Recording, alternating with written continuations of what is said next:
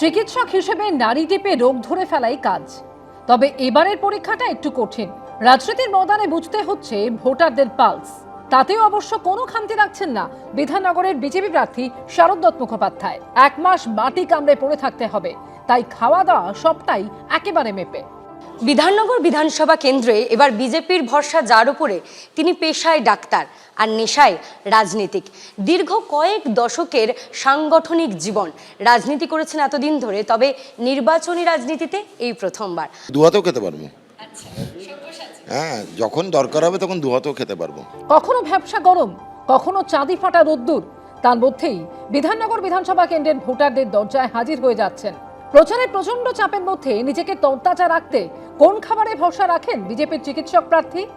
ডাল ভাত মাছ যেরকম নর্মাল সেটাই। পশ্চিমবঙ্গীয় ছেলে যাকে বলে ঘটি, মাছের ভ্যারাইটিতে ঘটিটা একটু উইক, দুর্বল আছে, সবাই জানে। তো আমাদের এখানে আমরা মেন হচ্ছে কাতলা বা রুই আর চিংড়ি, ইলিশ। সব থেকে ভালো হচ্ছে আমাদের যে কাতলার মাছের ঝোলটা হয় পাতলা, সেটাই কিন্তু সব থেকে ভালো লাগে খেতে। আর ট্যাংরাও ভালো লাগে খুব। বিধাননগরের বিজেপি প্রার্থীর পাওয়ার মিলে কি থাকছে? দুধ চা বিস্কুট দিয়ে ব্রেকফাস্ট সারেন শারদ দত্ত মুখোপাধ্যায়। পরে খান টক দই দিয়ে চিড়ে বা মুড়ি। দুপুরের পাতে থাকে ভাত, ডাল, শুক্তো, মাছ বা মাংস এবং সঙ্গে চাটনি। রাতে খান রুটি তরকারি।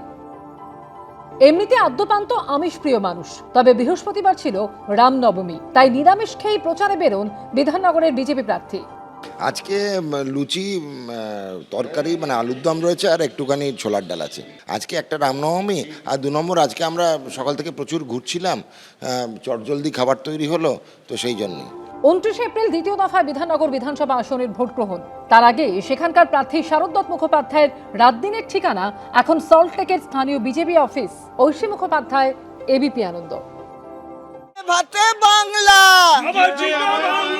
মাছে ভাতে বাংলা, এই মাছে ভাতে বাংলা, এই মাছে ভাতে বাংলা। পরিবর্তন না প্রত্যাবর্তন, দমদম উত্তর বিধানসভা কেন্দ্রে রাজ্যের অর্থমন্ত্রী চন্দ্রিমা ভট্টাচার্যকে এই কেন্দ্রে প্রার্থী করেছে তৃণমূল কংগ্রেস। বিপক্ষে সিপিএম এর তরুণ তুর্কি দীপশিতা ধর। প্রার্থী ঘোষণার পর থেকে ময়দানে নেমে পড়েছেন চন্দ্রিমা ভট্টাচার্য।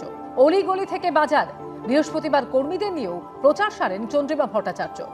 দমদম উত্তর বিধানসভা কেন্দ্রে তৃণমূলের ভরসা চন্দ্রিমা ভট্টাচার্যের ওপরেই। এই কেন্দ্রে হার, এই কেন্দ্রেই জিত, তাই দ্বিতীয় তৃতীয় কে হবেন সেই বিষয় নিয়ে ভাবছেন না। এখানে বিভিন্ন ধরনের উন্নয়ন করেছি। এই রাস্তা যেটার উপর আমরা দাঁড়িয়ে আছি, এমবি রোড, এটা কিন্তু মেন রাস্তা বিরাটির। তো এই রাস্তাটা বলা হয়েছিল যে এটা করা হবে, এবং এটা 13 কোটি টাকা ব্যয়ে এই রাস্তাটা সম্পূর্ণ করা হয়ে গেছে। মানুষ আমাদের সবসময় সঙ্গ দিয়েছে, এ বিষয়ে কোনো সন্দেহ নেই। 2011 বিধানসভা ভোটে প্রথমবার দমদম উত্তরে জেতেন চন্দ্রিমা ভট্টাচার্য। 2016 বিধানসভা ভোটে সিপিএম এর তন্ময় ভট্টাচার্যের কাছে হেরেছিলেন তিনি।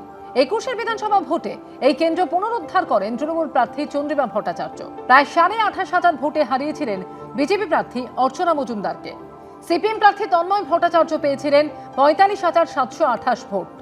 সংসদীয় গণতন্ত্রের জয় পরাজয় থাকে, ফলে কে দ্বিতীয় হলো তৃতীয় হলো সেটা তো সময় বলে দেবে। অবশ্যই ব্যবধান বাড়বে। জয়ের ব্যবধান বাড়ানোর লক্ষ্য নিয়ে প্রচার শুরু করেছেন তৃণমূল প্রার্থী। দমদম উত্তর বিধানসভা কেন্দ্রে কি এবারও সবুজ আবির উঠবে? ভোট অঙ্কের হিসেব কি মেলাতে পারবেন রাজ্যের অর্থমন্ত্রী? উত্তর মিলবে 4 মে। ঐশী মুখোপাধ্যায়, এবিপি আনন্দ, কলকাতা। এবিপি আনন্দ, এগিয়ে থাকে, এগিয়ে রাখে।